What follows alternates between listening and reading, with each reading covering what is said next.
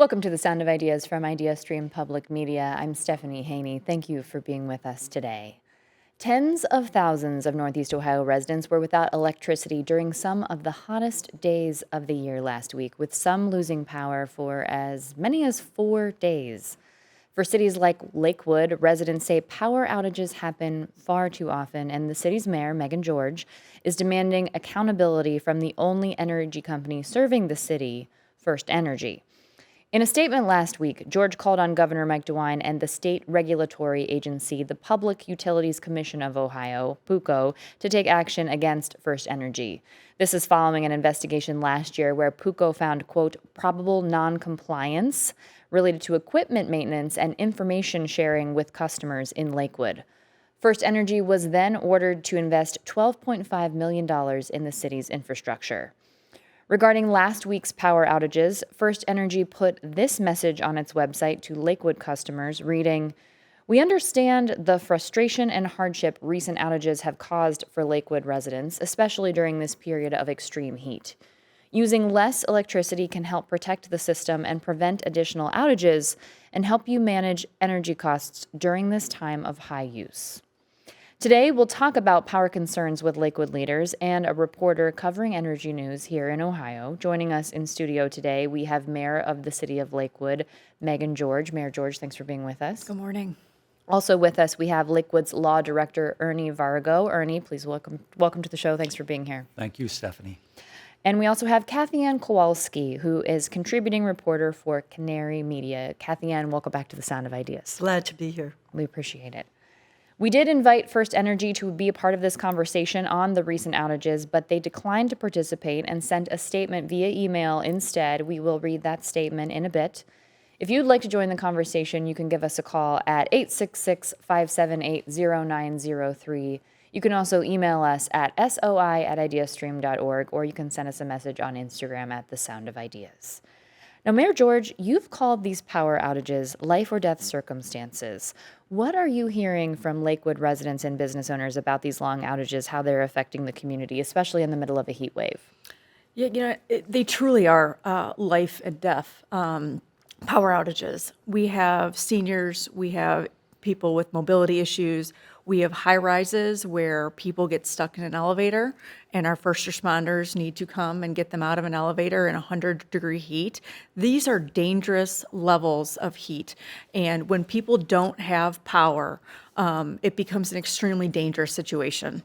And Ernie, what is the city's response to FirstEnergy saying that customers should use less electricity as a way to help protect the grid and prevent additional outages? Well, first of all, they of course are going to say that, but think about the private sector. When's the last time you saw a company say, don't buy a lot of our product?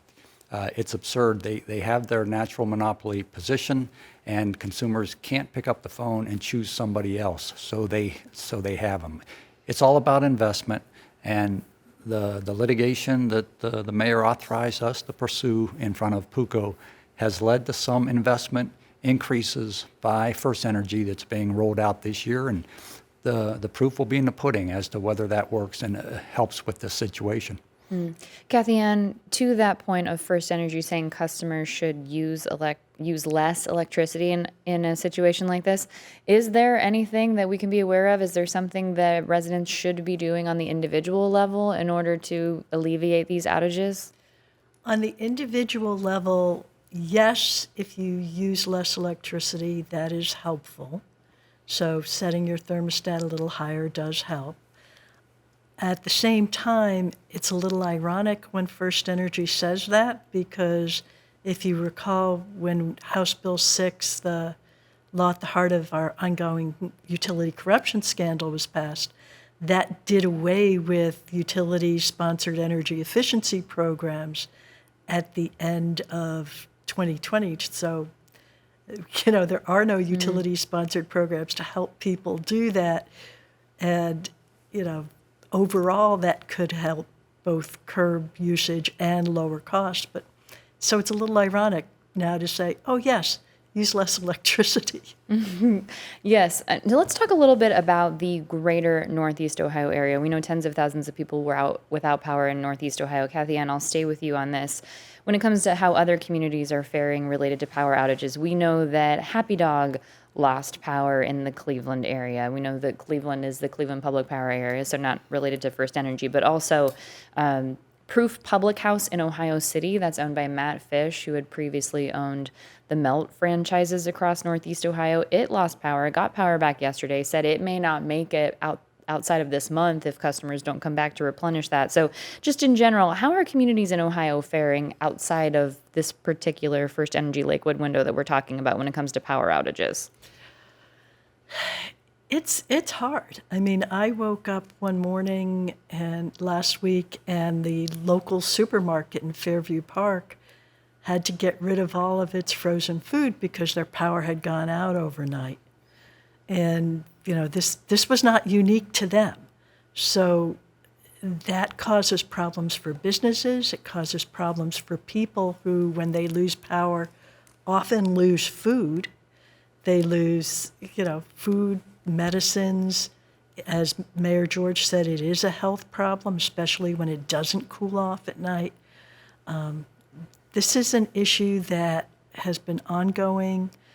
First Energy's 3 Ohio utilities all failed to meet their 2 reliability standards last year. And, it's not the first time that that's happened. And that's not counting things like very extreme weather. Speaking of the not extreme weather, Mayor George, First Energy has claimed that severe weather has caused an increase in outages, but you wrote in your letter last week that the outages came during calm weather, not as a result of falling trees. So what do you have to say about that? Yeah, that's correct. Last week's power outages had nothing to do with a storm or a tornado that we experienced in years past. It was simply failure of their infrastructure, which we've seen time and time again. In fact, when PUCO provided their letter of probable noncompliance last year, they stated that the infrastructure within Lakewood was essentially crumbling and vastly not invested in more than other communities. So PUCO saw it, and First Energy really needs to do more investments in our community to rectify this situation. And Ernie, obviously you being the law director in Lakewood, heavily involved with that conversation there with PUCO and the investigation into First Energy last year. Can you tell us a bit more about what findings did come from that investigation? Yes, and just picking up on the commentary thus far, before PUCO, First Energy made the same claim that the trees are coming down because the roots are coming up. There's so much rain, global warming is causing trees to come down. But when the city of Lakewood intervened, filed a formal motion to intervene before the PUCO hearings on First Energy's application to decline or decrease the reliability standards, the city of Lakewood put evidence in. We received evidence from First Energy itself through the discovery, similar to discovery in private litigation, but we put that before PUCO, and that discovery showed that most of the outages in 2025 in the city of Lakewood, which were brutal, most of them were the result of faulty equipment or company error, were not the result of trees coming down, contrary to the claim of First Energy. The commission cited that in their ruling, holding the standards the same and not permitting First Energy to have declining reliability standards. If you're just joining us here on The Sound of Ideas, we are talking about power outages that have been affecting Northeast Ohioans in the Lakewood area specifically, but also in Northeast Ohio in general, across areas of Cleveland. If you want to be part of this conversation, the number is 866-578-0903. You can also email us at soi@ideastream.org, or you can send us a message on Instagram at The Sound of Ideas. Let's go back to those reliability standards for just a moment. Kathy Ann, I'm going to come back to you on this. You recently reported last year 4 of the state's 6 electric utilities failed to provide the level of reliable service expected by regulators. This is the 10th year in a row that at least one company has missed those standards. So what can you tell us about this problem? Is this problem getting worse? Why does this keep happening? Is it usage? Is it severe weather? Is it aging infrastructure? Is it just complete hands off the wheel? What's going on here? We have a combination of factors. Aging equipment is certainly a big factor. we have a grid that had not been invested in for a long time. And First Energy and other utilities have had cases before regulators saying, hey, can we charge extra money and get funds to fix the distribution system?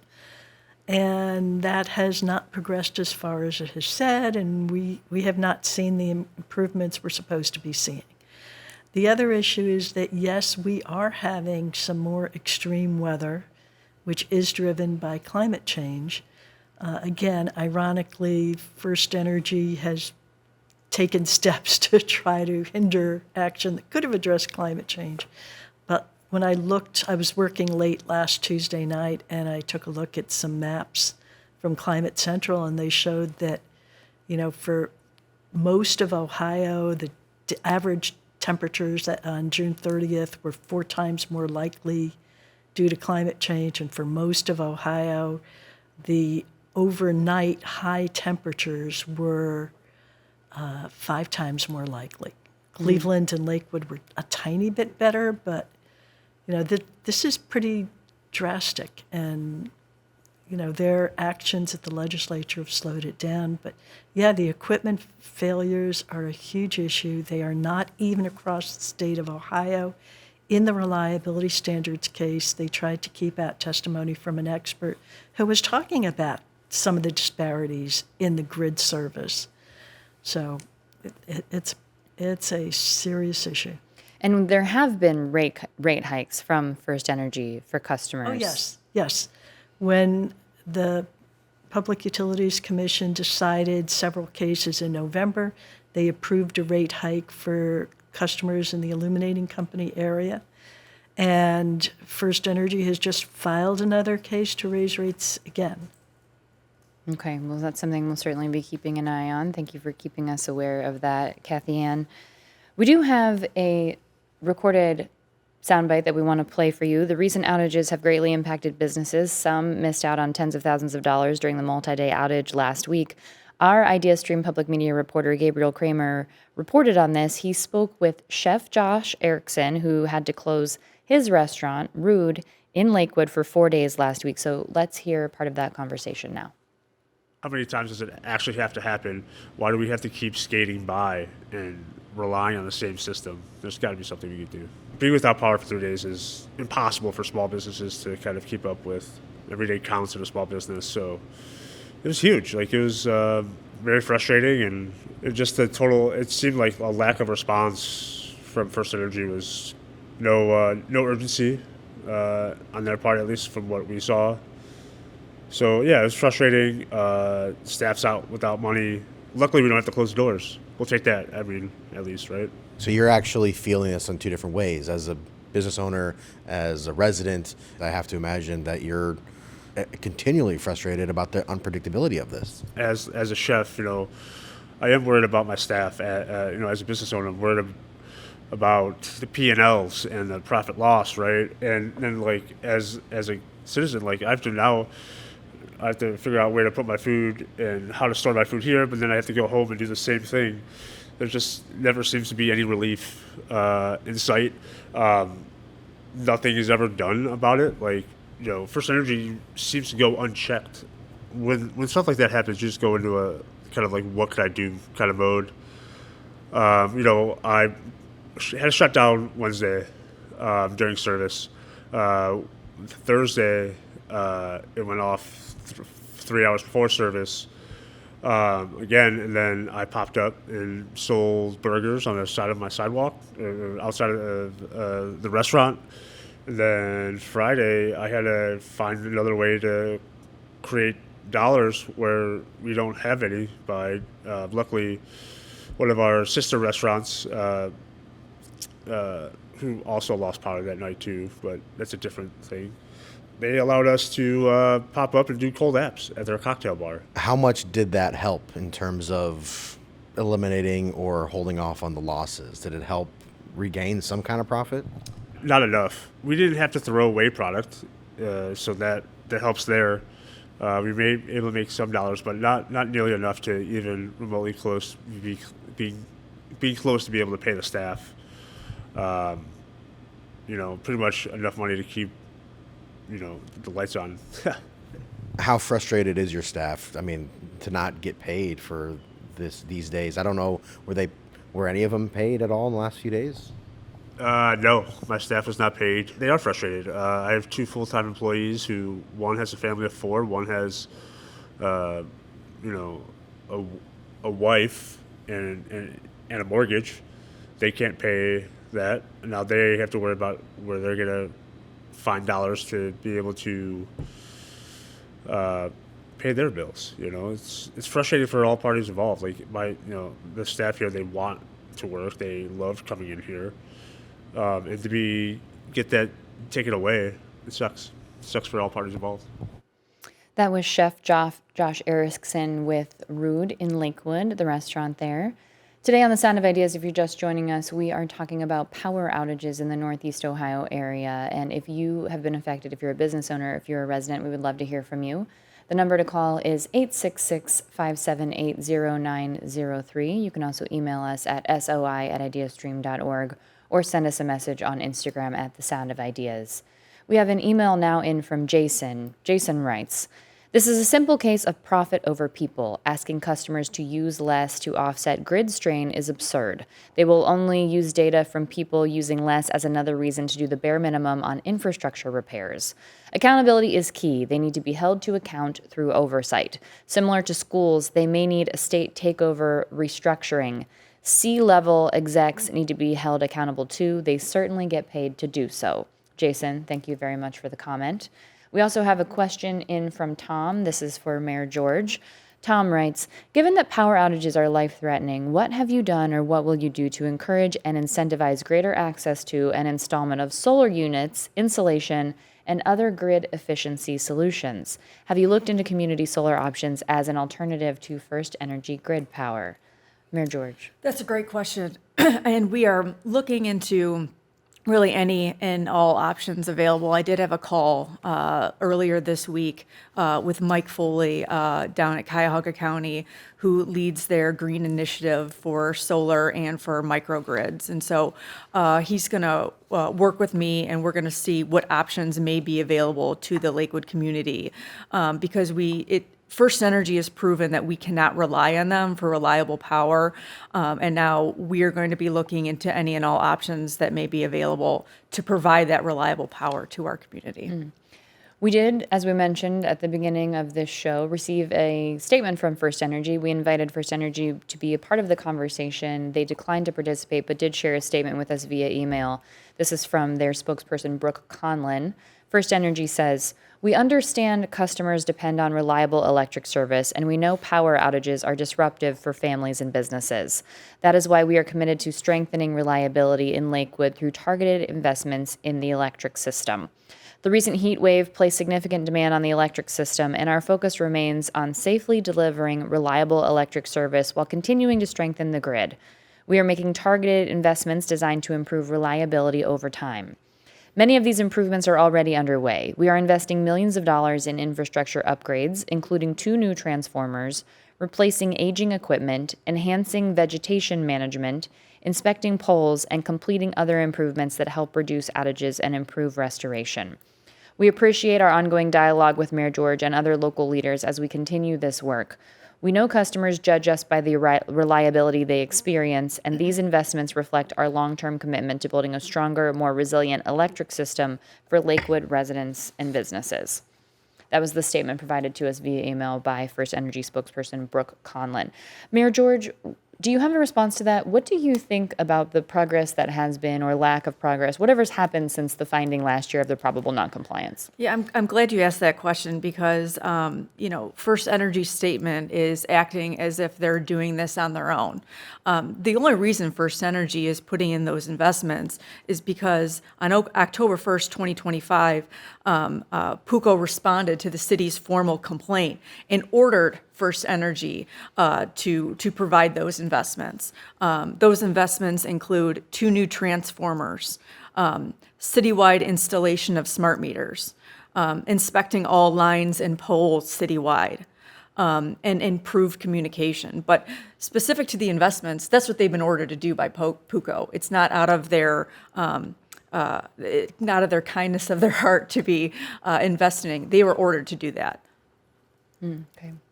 Thank you for sharing that. We have an email now in from Laura, who is a Lakewood resident. Laura writes, I'm a Lakewood resident, and I'm lucky that didn't lose power last week, but have lost power a number of times in the 3 years I've lived here. I had to buy a backup generator, as many folks here have, as well as 2 rechargeable lamps, which is pretty ridiculous. Laura writes, my friends and I often talk about how it feels like we live in a developing country. Laura goes on to say, many of us in Lakewood don't have central AC due to our very old homes and rely on window units to keep cool. I'm wondering what impact that has on all of this. Do window units suck more energy than central AC? Laura, thank you for the question. Kathy Ann, are you able to share any insight on that? It depends on the type of window unit. It depends on what else you're doing. If you're spending most of your time in one room, yes, that can help. If you're doing it throughout the whole house, then maybe not. So a lot depends on how you're using it. Okay.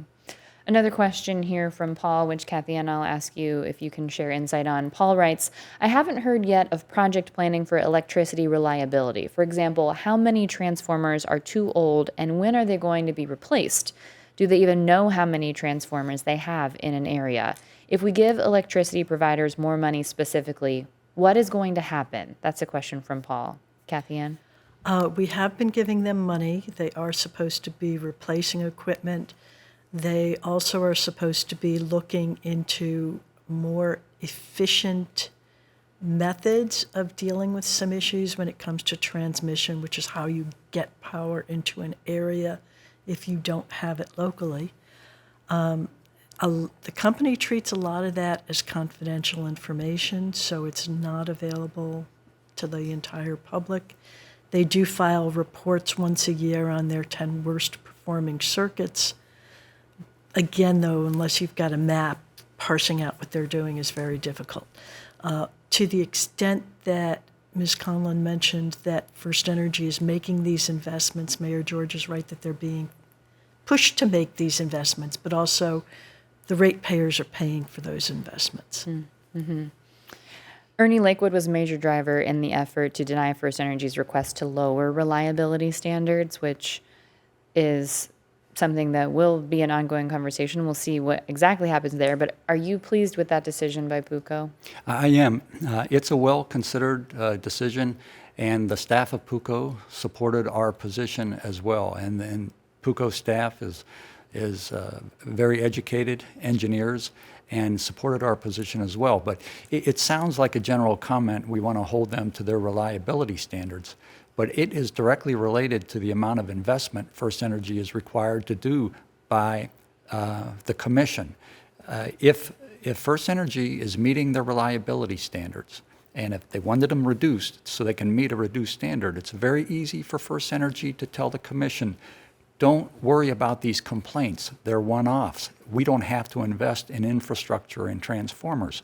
But if they're held to higher reliability standards that are set by statute and by administrative rule, and they continually don't meet them, then the commission says, no, you have to elevate your game, and that requires investment. Those investments, that comment, that was a loaded comment. Though every one of those investments, Mayor George is correct, is a result of the City of Lakewood's complaint to PUCO in 2025. So getting the investment from First Energy is critical, and the reliability ruling is a good start. Let's talk about the reliability ruling here and the request to lower the reliability standards. What does that mean now that it's been denied, Kathy Ann? What happens next? The reliability standards stay in place, and what happens next is one would hope First Energy would make the improvements and do the things that it said it would actually do in its action report. So to back up a little, utilities have to meet 2 different standards. One deals with how often the power goes out on average across everybody. The other deals with how long the power is out. And on average. And averages, there's a lot of variability. Because First Energy had missed a couple of years, like if you miss 2 years in a row, or actually whenever you miss, you have to file an action plan about what are you going to do to make things better. And so they said, oh, we'll invest in equipment and we'll take care of vegetation and things like that, all the things that were in First Energy's statement. Well, the question is, will that actually make a difference? Because we've seen that in past statements. And there is authority for the Public Utilities Commission to assess penalties. In some cases recently, they've been more substantial, but sometimes they can be relatively low too, as low as $10,000. And keep in mind, each outage that occurs that lasts more than maybe a couple of hours, aside from the issues of people getting stuck places, you start risking people losing food, like the businesses or homes, and just or medicine getting destroyed. So it's a very big issue, and there's no compensation mechanism in place yet to deal with that. We have a call now from Jason in Lakewood. Jason, welcome to the Sound of Ideas. Please go ahead. Hi, thank you for having me. I had a question. I think it's, I hear all the talk about the investment that they're doing and going to do and the work that they're doing. And the company that I work for, we review our completed work orders. They're like public domain, I guess you would say, to our investors and our supporters. Does the city of Lakewood, are we able to do what work Jason, we're losing you a little bit here. Sure. Can you? We've got you right now. Hold Go on a ahead. second. Hi. Yes, I was wondering, are residents of Lakewood or the mayor's office, are they able to view a work schedule or completed work orders just to verify? I mean, I where is the follow-up, I guess, that we're able to do for First Energy? Because it's pretty obviously, to the public that they're not able to police themselves. Are we able to view their paperwork? Thank you for the question, Jason. Mayor George, you were already responding. Please go ahead. So the Public Utilities Commission of Ohio has the oversight here, and they are required, following that order of probable noncompliance, they are required to provide monthly reporting to the Public Utilities Commission of Ohio. One of the things we were able to get in there in our complaint to PUCO last June, they are supposed to be providing information on every single outage in Lakewood to PUCO. The Ohio Revised Code requires only certain outages for a certain duration to be sent to PUCO. All outages are to be sent to PUCO, and they do have that information.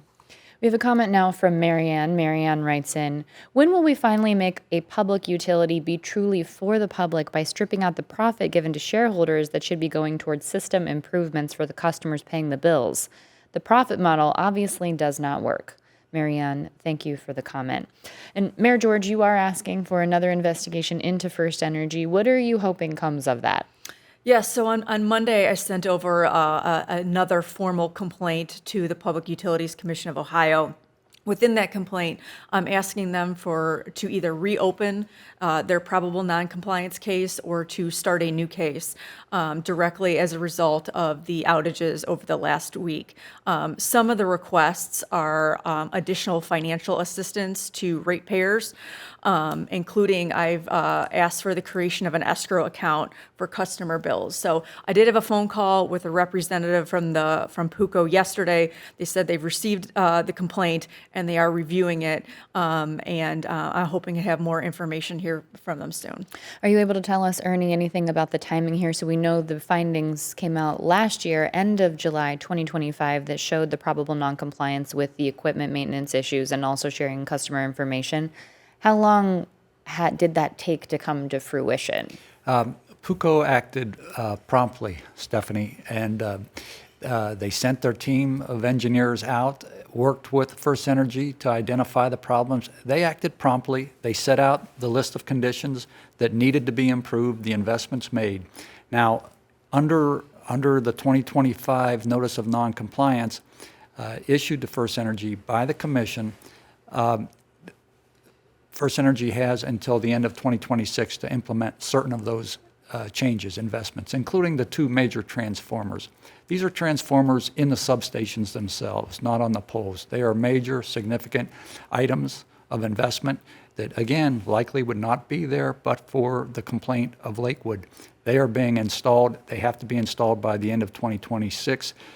We are hopeful we'll see some results. We better see some results. Okay. And what will happen next? I know Mayor George has called for another investigation. Is there more legal action that the city of Lakewood plans to take? That is correct. The mayor has asked the law department to investigate the issue of potential intervention in the rate case that's filed by First Energy. So we're undertaking that research. We'll consult with the mayor and decide our next steps.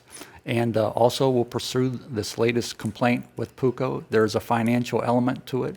Very difficult under the statutes and rules to achieve financial recovery from a public utility, but we'll try. Try. And Kathy Ann, for you, as you continue to cover energy issues here in the Ohio area, what will you be watching for? I'm going to be watching what happens in the rate case. How is Northeast Ohio getting dinged? How are other parts of the service area getting hit? Where's the money going? What's the rate of return? Going back to the other caller's question, like the utilities have a monopoly. The mission of the Public Utilities Commission is to make sure that consumers get reliable and affordable energy. And there are a lot of people right now that would say we're not getting that. And each time the utility goes in, they seek a rate of return on capital investments. That's fine. You are entitled to make a profit as a private company, but because there's a monopoly, that rate of return should be much lower than what a company who has to compete should earn, right? Because there's no risk of someone else outdoing you. So I'm going to be watching those things. Thank you for the insight here on our panel today. We appreciate your time. Mayor of the City of Lakewood, Megan George, thank you. Thanks. Also, Ernie Vargo, Law Director for the City of Lakewood, thanks for being here. Thank you. And contributing reporter to Canary Media, Kathy Ann Kowalski, friend of the show here on Sound of Ideas, thank you for being back with us. Glad to be here. Thank you. We'll take a quick break now, and on the other side, we bring you a dire warning from a Nobel Peace Prize winner about the potential for nuclear conflict. This is The Sound of Ideas. I'm Stephanie Haney. We'll be right back.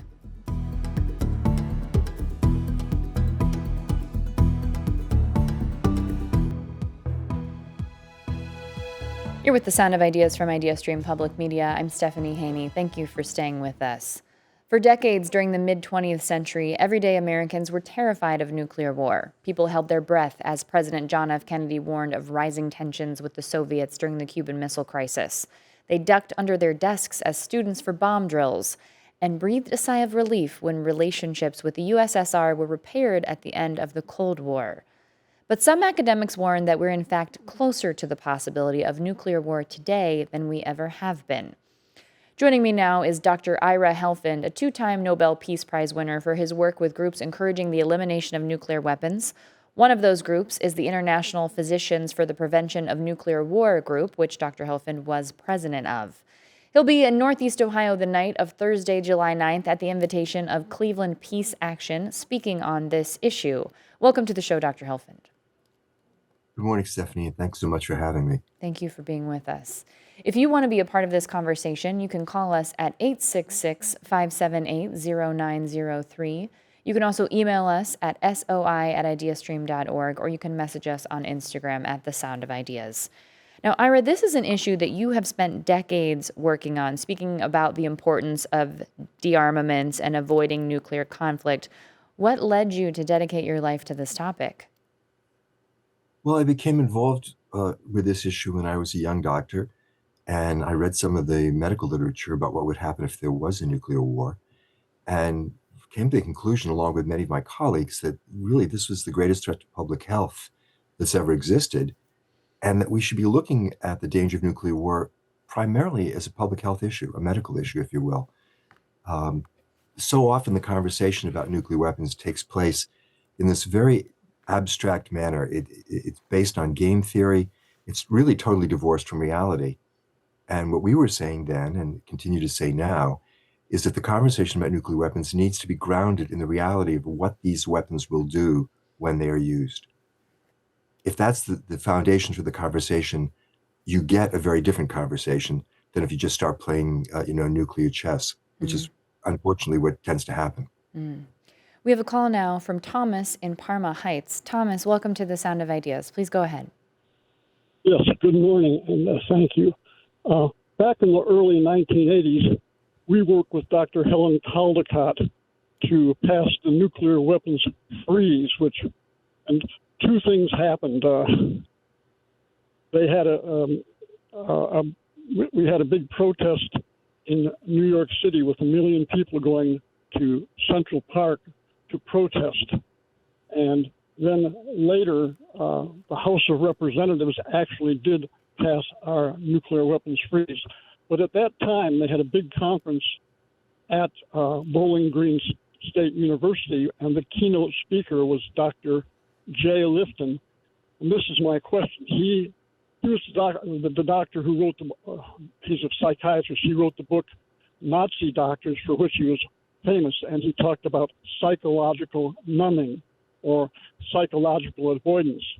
And I think that might be the biggest issue. And when Einstein, right after World War II, said for the Bulletin of Atomic Scientists that we were minutes from nuclear winter, nuclear holocaust, that was a big deal. But Jay Lifton came in and said we were in psychological numbing and had forgotten those lessons. And I would like to pose to your guest whether we're in psychological numbing right now. We are now 89 seconds from midnight, which is nuclear winter and nuclear war.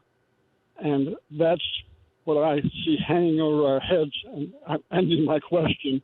What role and how aware is the American public with everything going on about the threat of nuclear winter and nuclear war? Thank Well, I you think for you've the put your comment. finger- Go ahead, please, Ira. I was just going to say, I think you've put your finger right on a critical issue. Back in the 80s, as Stephanie mentioned before, almost everybody got it. People understood the danger that nuclear weapons posed.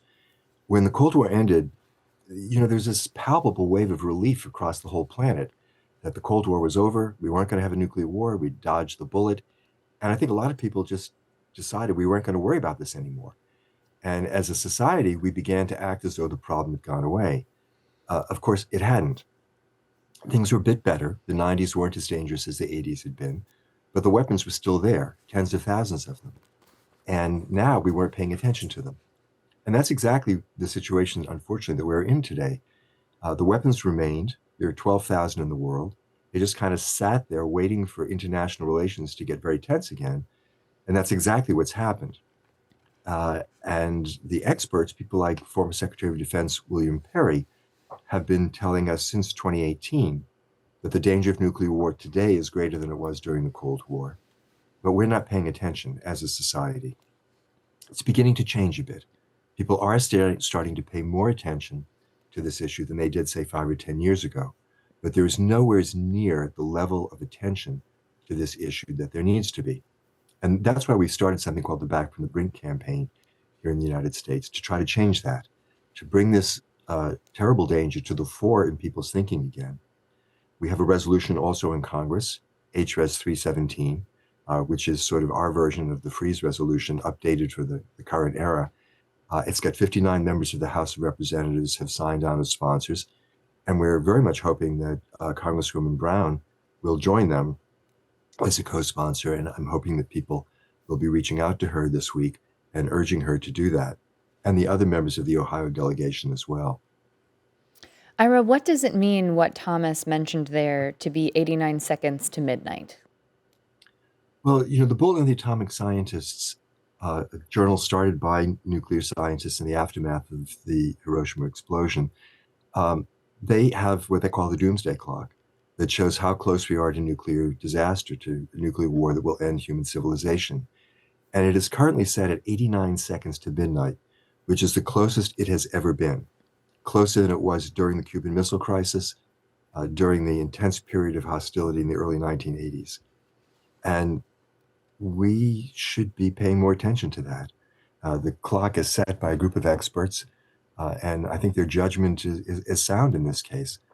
The situation is incredibly dangerous, and we're not acting that way. We're going about our daily business as though this really existential threat were not hanging over our heads, but it is. Let's look now at some of the conflicts around the globe that are happening with nuclear armed powers. You cite some of these as the reason for concern. So let's start with the conflict in Iran. Just yesterday, Trump said at the NATO summit that the ceasefire is over, calling Iran scum. How do you read the situation with Iran? How big of a factor is that in our concern for nuclear war? Well, the situation with Iran is extraordinarily unstable. There was never really a peace agreement. There was a sort of a concept of an idea that we would maybe try to work out something. But the key issues were never resolved when the ceasefire was put in place. And they still aren't resolved. And it's not clear what's going to happen. I am quite concerned that President Trump may end up using nuclear weapons against Iran. He has gotten himself into a very difficult situation where he does not know how to end this conflict. He does not know how to reopen the Strait of Hormuz. He has not been able to achieve any of the objectives of the war that he launched. And I'm quite worried that his response to this will be to escalate the conflict further. He has threatened repeatedly during the course of this conflict to use nuclear weapons. The threats have been somewhat veiled. A whole civilization will die tonight. Those kinds of comments. But I think everyone has understood them to be threats that the U.S. will use nuclear weapons. And I think that threat remains real. It parallels the threats that Putin has been making in the Ukraine war since 2022. In this case, the threats were much more explicit, but repeated threats to use nuclear weapons against a country which doesn't have them, even as the United States is threatening to use them against Iran, which does not have nuclear weapons. And this is an extraordinary circumstance. In the last 15 months, 5 of the 9 countries which have nuclear weapons have been actively engaged in warfare. Russia and Ukraine, the United States and Israel against Iran, and India and Pakistan, 2 nuclear-armed countries fighting each other. Mini war last May, which could easily have escalated to a nuclear conflict. So this is an extraordinarily unstable situation. And again, we are not paying adequate attention to the danger of nuclear war that this situation creates. I think many people may be more familiar with the conflict between Russia and Ukraine. The conflict between the US and Iran is in headlines almost every day. Can you tell us a bit more about the conflict between India and Pakistan for people who might not be aware of what's happening between these 2 nuclear powers? Sure. India and Pakistan have had 4 major wars since the 1940s when they became independent states. In May of last year, there was a terrorist attack in the Indian-occupied area of Kashmir, carried out by a group that was based in Pakistan. In response to that, India attacked military sites in Pakistan, and there was a sort of a tit-for-tat that went on for 3 days. Fortunately, this did not escalate further. During the course of that conflict, Indian forces actually bombed an Air Force base in Pakistan, where part of Pakistan's nuclear arsenal is maintained. This conflict could easily have escalated into a nuclear war between the 2 states.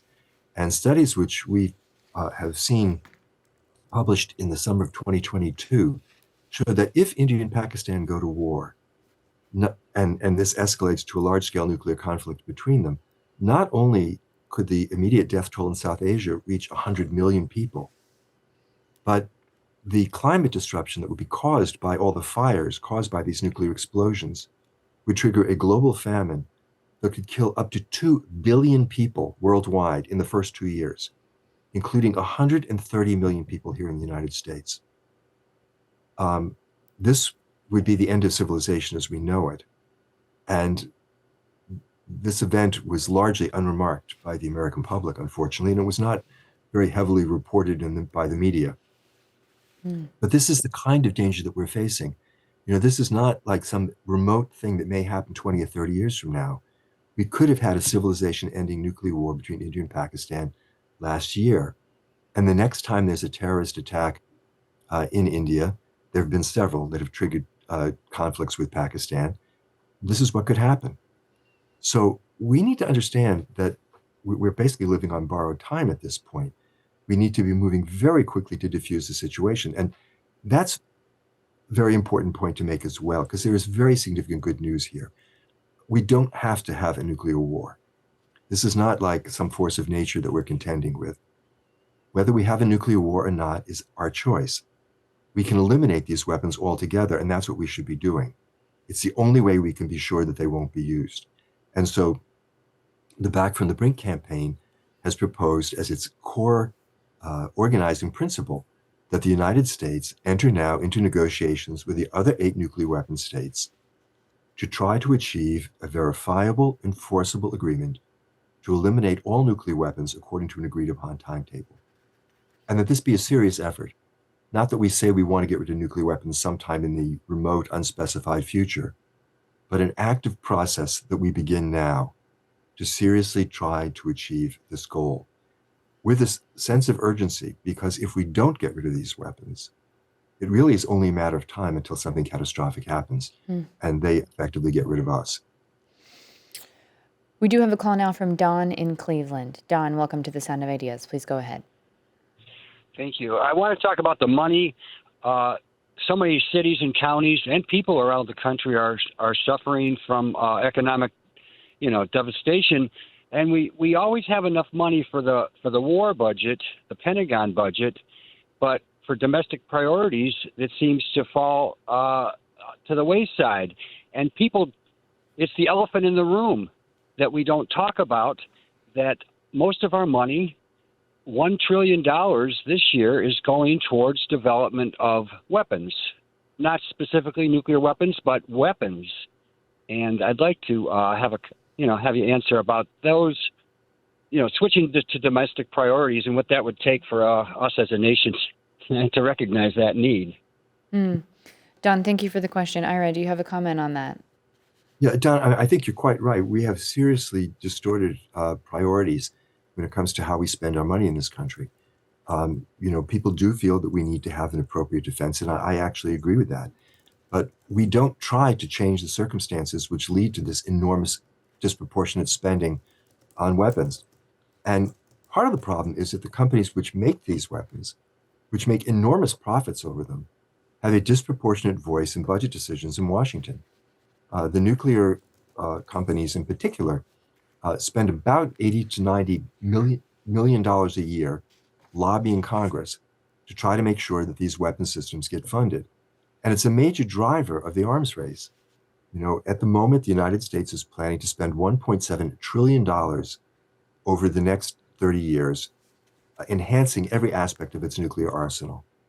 And, we're not going to be here 30 years from now if we don't rein in this arms race. We have to understand that. And we have to counter the lobbying efforts of these nuclear weapons companies and begin the process of actually eliminating these weapons altogether so that we don't have to keep spending money like this every year. And so we can address the really critical issues that people face every day: health care, education, housing, affordability for food, and other necessities of life. It's up to us. We get to make that decision, and we need to do that.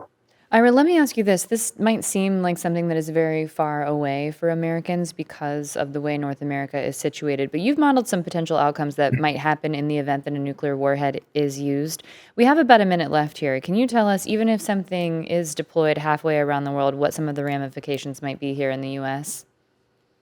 Well, certainly if the United States gets into a nuclear conflict directly itself with either Russia or China, half of the U.S. population will die in the first half hour, and the rest will die in the months after that. This will be an absolute catastrophe. But as I mentioned, even a war that doesn't involve us directly, as between India and Pakistan, halfway around the world, could lead to the death of 130 million Americans because of the enormous climate disruption and famine that would take place in the aftermath of that war. This threat, it seems far away. It seems like it couldn't possibly happen. We have to understand that it can, that it will, that if it does happen, it's going to destroy everything that we care about, and that we can do something about it. We can get rid of these weapons, but we need to take action and force our government to adopt a fundamentally different nuclear policy, one based on the assumption, on the assessment rather, that nuclear weapons are the greatest threat to our survival. They're not a source of safety. They're a great source of danger. And we need to seek the security of a world free of these weapons. And we can do that. Dr. Ira Helfand, thank you very much for the time today. We appreciate you joining us here on The Sound of Ideas. Thank you so much for having me, Stephanie. Thank you. Dr. Helfand will be speaking Thursday night at 7 p.m. at Pilgrim Congregational Church in Cleveland, brought here to be hosted by Cleveland Peace Action. This is free and open to the public, and we will have a link with more details about the event at ideastream.org/SOI if you are interested. Again, that is this Thursday, tomorrow, at 7 p.m. at Pilgrim Congregational Church. If you missed any part of today's show, you can hear a rebroadcast tonight at 9 on 89.7 WKSU. You can also find every episode of The Sound of Ideas wherever you get your podcasts and on the IdeaStream Public Media YouTube page. To get the last word on today's topics, you can email us at soi@ideastream.org, and you can find us on Instagram at The Sound of Ideas. Yesterday, we talked about programs that are helping fathers connect more with their children across Northeast Ohio. One audience member, Dave, wrote in with a poignant quote from the poet Anne Sexton. "It doesn't matter who my father was, it matters who I remember he was." Thanks for sharing that with us, Dave. Tomorrow on The Sound of Ideas, we'll share reporting from Cleveland Scene's Mark Opria on cult accusations against a religious group in Wadsworth, Ohio. We'll hear from 2 ex-members of the church and an expert on cults. We would love for you to join us for our next Sound of Ideas community tour that's coming up here very quickly. We'll be talking about property taxes at the Cleveland Metro Parks Zoo on Monday, July 20th. It will be a lively, informative discussion, and you can register for free at ideastream.org/community tour. I'm Stephanie Haney. Thank you for keeping the conversation going. We'll see you back here tomorrow on The Sound of Ideas.